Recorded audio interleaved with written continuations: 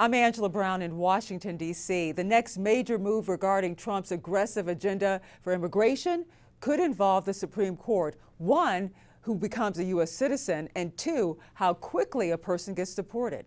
The Supreme Court could help surge or sink President Trump's aggressive immigration agenda. Probably the biggest challenge is the birthright citizenship. Once seen as legally untouchable, is now being questioned by President Donald Trump and even a small number of his Latino supporters. By that logic, then literally anyone, right, can become a citizen. You just make sure if you're pregnant, you give birth, and oh, that's it, I'm a citizen.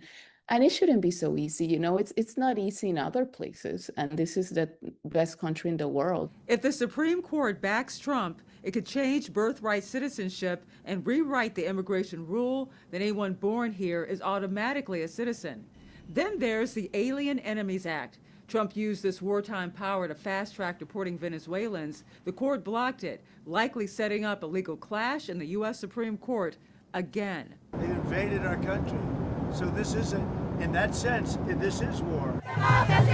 Democrats say both moves go too far, that ending birthright citizenship violates the Constitution, and using a wartime law for deportations strips people of due process. At the same time, ICE is moving through American cities, drawing harsh criticism from Democrats.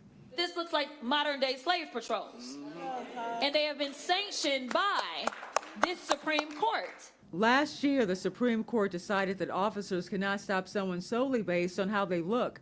But in immigration cases, a person's apparent ethnicity can be a relevant factor when combined with other circumstances, drawing frustration from Democrats who the Trump administration still blames for the immigration crisis.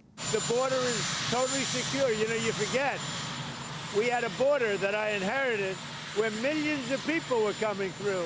Now we have a border where no one is coming through. The Supreme Court could hear arguments in birthright citizenship starting in the spring, and we could hear a decision maybe late June or early July. Reporting in Washington, D.C., I'm Angela Brown. I'm Christine Frizzau in Washington, where it appears there may be a change of course on how to proceed in Minnesota. Following the fatal shootings of 2 American citizens by federal agents there, Americans around the country are angry and calling for change. This time, it seems the president is listening. While the anger is still palpable on the streets of Minnesota, the temperature, it seems, has been lowered. I'm calling for unity. I know my husband, the president, had a great call yesterday with the governor and the mayor, and they're working together. President Donald Trump telling Mayor Jacob Frey some federal agents will begin leaving the area, pledging to Governor Tim Walz to do things differently. Do you believe that Alex Freddie's death was justified? Well, you know, we're doing a big investigation. I want to see the investigation. I'm going to be watching over. Border Czar Tom Homan sent to Minnesota to lead the immigration crackdown there. Homan meeting with the mayor and the governor a day after the White House touted his bipartisan credentials. I would remind everyone in this room that it was former President Barack Hussein Obama who awarded a medal to Mr. Homan. Meanwhile, Border Patrol Commander-at-Large Greg Bovino departing.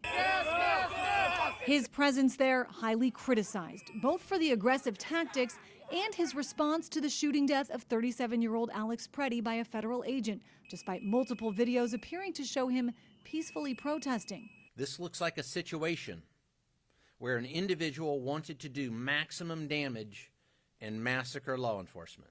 Comments like that and others from Homeland Security Secretary Kristi Noem sparked outrage from Democrats and Republicans, and a pivot in policy from the president.